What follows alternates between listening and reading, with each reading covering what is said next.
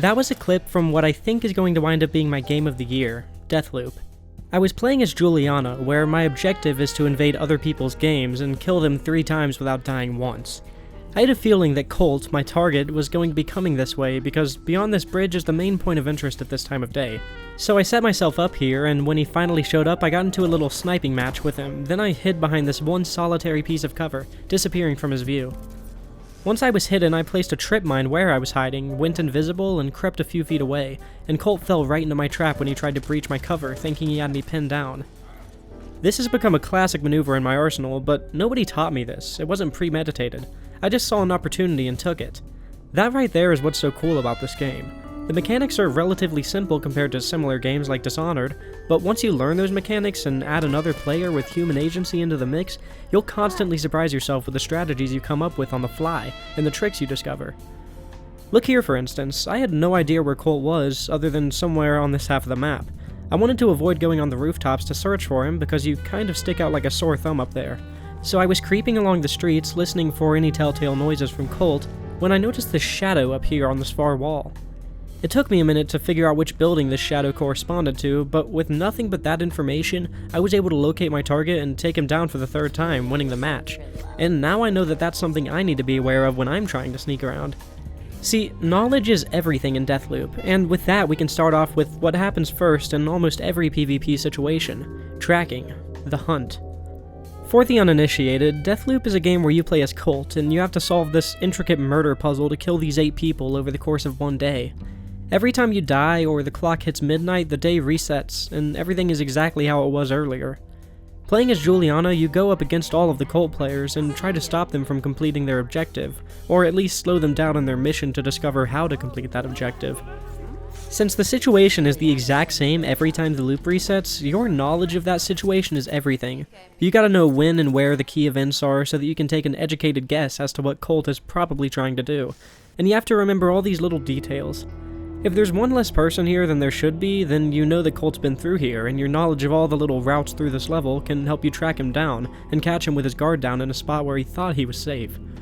In Updom, at night for instance, pretty much the only thing of any major significance is a huge party that Alexis Dorsey, one of Colt's targets, is throwing. So I decided to make Alexis's mansion my fortress that I would do my best to keep Colt out of. I ran through the front gate, setting up a sentry in a route that I often took when infiltrating the party when I played as Colt, and then I brought a second sentry up to guard one of the most common points to see Juliana sniping from. Colt was probably going to check for me here at some point. Neither sentry would likely kill Colt, they aren't that powerful, but they would hopefully alert me to his position. From there, I put a couple mines in one point of extreme interest, and I went to this fantastic sniping point, and I waited. Sometimes, Colt isn't doing what you think he's doing. He could just be stopping in the level to grab something and then leave. But in Updom, at night, there's pretty much nothing for Colt to do but crash this party, so I decided that now's a good time to camp. After a minute, I spotted Colt creeping along the road less traveled. He was too far away to get a clean shot in, but I tried a few times anyways. Probably not the best strategy. I stupidly did it a second time, managing to get a single shot off on him that didn't really amount to much. He must have known I was at the party because he had no idea where I was sniping from. So he hacked my antenna, a mechanic I'll get into later, effectively baiting me to come out of my hiding spot. From the moment my antenna was hacked, he could have just cut his losses and left, so I had to step in fast. Unless, of course, this was all meant as a distraction to help him get into the party past my watchful eye.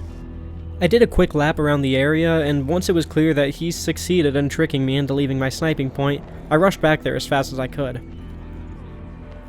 See, the nice thing about this sniping point in particular is that I have a pretty good overwatch of both the streets leading up to the party and the courtyard of the party itself. Basically, I caught him trying to pull a fast one on me. Even catching him with his pants down like this, it still wasn't time to strike. I mean, I only have 1 life, and he has 3. If he has Carnesis equipped, he can just force push me off the wall and I'm done for. He went through this door, however, so that gave me some ideas as to what his plan was. After a moment spent to make sure the coast was clear, I checked some more points of interest and decided to follow him in, and, well, see for yourself. Looks like Colt's trying to sabotage the beer taps. He was about halfway through hacking an extensive web of trip mines when I caught him, and, well, I'm sure you can guess how this went down.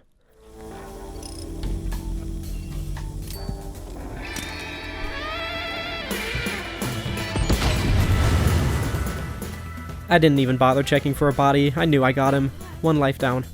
For the next life, Colt kind of rushed in where he didn't need to be, probably angry that I caught him in such a compromising position, and looking to kill his target and get out before I noticed, like that was gonna happen.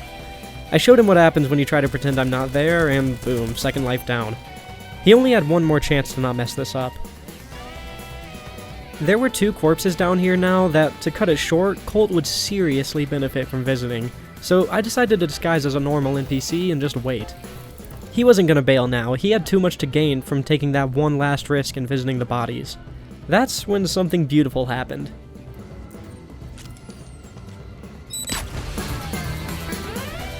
That's right, the mines I'd placed 10 minutes earlier finally paid off. I had a feeling he was gonna try out that high up route after the ground floor had been so bad to him. From there, it was over. Okay, so I know that story was long-winded and we're probably halfway through the video now, but I think the core concept that makes Deathloop's PvP so compelling is that abstract language that you and Colt are speaking to each other in. Every little thing that one of you does is a clue for the other person about what you're gonna do next. It's this really long-winded, two-partied psychological evaluation that you're doing on your sneakier opponents, and the especially skilled ones are aware of this, and use it to throw you off. Knowledge is everything, but the best opponents can manipulate your knowledge. Like in that footage I showed earlier, Colt knew I was sniping from here, so he hacked the antenna just to try to trick me into thinking he had already done whatever he was trying to do, all just to get me to leave my sniper's nest to try and pursue him so he could sneak in. But that's just the setup to the fighting. You can backstab somebody or throw them off a cliff or have them walk onto a ton of landmines, but all of that requires some luck. It all takes crazy commitment to what is essentially a gamble, or for the enemy to just be stupid and hide right next to a cliff. Outside of those 4 methods, time to kill is pretty high in Deathloop, so while it's tempting to build your character around stealth or manipulation, it's pretty important to be able to hold your own in a fight too. This can mean only one thing. You need to understand the game's systems as thoroughly as possible. Take this moment for instance. I was chasing this Colt player, but his gun was more powerful than I was anticipating, so I retreated. I pressed F on this thing, thinking it was a medkit, but it turned out to be a firework that was fortunately pointing directly at Colt. It shot off, and it finished him off, myself having taken his health pretty low already. Now, again, this was a complete accident, but had I been thinking about that, I could have killed Colt in what might be the most stylish way possible, and ever since that moment, I've been taking mental note of the orientation of every firework I pass. Past a certain point that I'm pretty sure most players are skilled enough to reach, the only way to get better at this game is to learn more and more about it.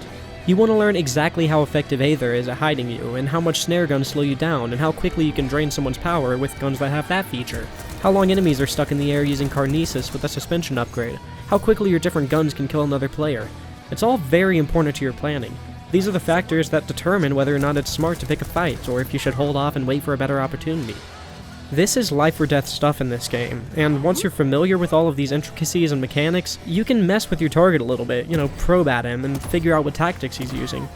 If, for instance, I see a Colt player using Aether and Shift, I know that he can't have Carnesis or Havoc or Nexus equipped, so I know that I'll be able to take him on at close range, near other Eternalists, or at the side of a cliff, and I can use all of those factors to my advantage. If, however, I can determine that he is using, say, Carnesis, I'll know that he's going to want to catch me near a cliff, and so I can keep an eye out for him in those sorts of spots, or place landmines for him to stumble onto. And again, maybe Colt knows that I know that he wants me near a cliff. In a case like that, he could demonstrate to me that he has Carnesis, and then wait in areas away from cliffs, and get the drop on me while I'm aiming a sniper rifle at the cliffs I thought he'd want to go towards. The mind games are just endless, and I love it. I'll do a proper Deathloop video at some point in the future, but right now, I'm just so fixated on this PvP that I absolutely had to talk about it. The gunplay and all of that feels fine, knives are a little bit janky, sometimes you get laggy matches, but man, that abstract language that the two of you are debating each other in is so compelling. You can feign effective and well-known strategies only to catch Colt off guard with a less effective but still deadly alternative strategy. Colt can leave a particular door open so that I creep in there to backstab him, only for me to realize that it was a trap and now I'm cornered. Colt can throw me off a cliff only to realize that it wasn't actually the real me, and I'm aiming a sniper at his head from the other side of the map. I can lead Colt around a corner to be ambushed by some Eternalists, only to realize that he has Nexus equipped, and all he'll have to do is tag me with it, and kill any random NPC to beat me. The layers upon layers of plays upon counterplays is just so intricate that no two matches have gone the same way for me in my over 100 invasions. I am constantly learning how to handle new enemies with new skill sets and new tactics, all while trying to obscure my own abilities and tactics. It's just the most hectic, exciting, heart-pounding game of spy versus spy that I've ever played.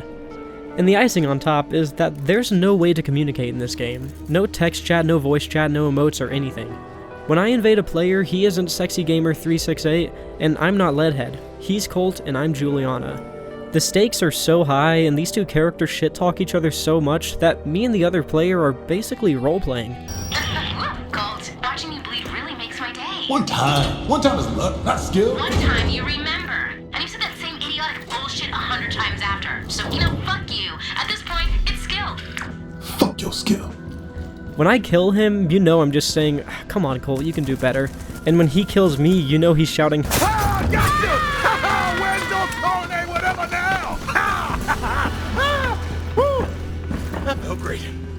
And because narratively, all of these invasions are totally canon, Deathloop has provided me with a PvP experience where I'm totally immersed in my character's role in the story, and my enemy is totally immersed in their role. Everything that's happened in the hundreds of thousands of invasions that's happened across the game's player base is totally canon. That doesn't sound important, I know, but when the character's role in the story perfectly matches the player's role in the game, you just get this really awesome level of immersion that is super hard to come by in multiplayer games. And so when you boil it all down, Deathloop takes absolutely everything that I look for in a single-player game and combines it totally losslessly with the tension, unpredictability, and competitive nature of multiplayer. And honestly, I think I've found my dream game. Same time tomorrow, Captain. This is Deathloop.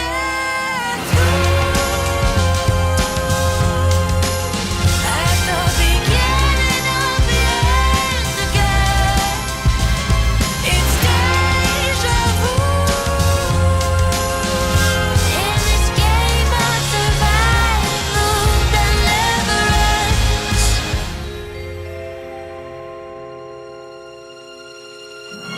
What to do when the bullet is the same, but the kill is hard. Keep on trying to fight, but the dark consumes the light. Every time, end up in here before, face to face with the gun.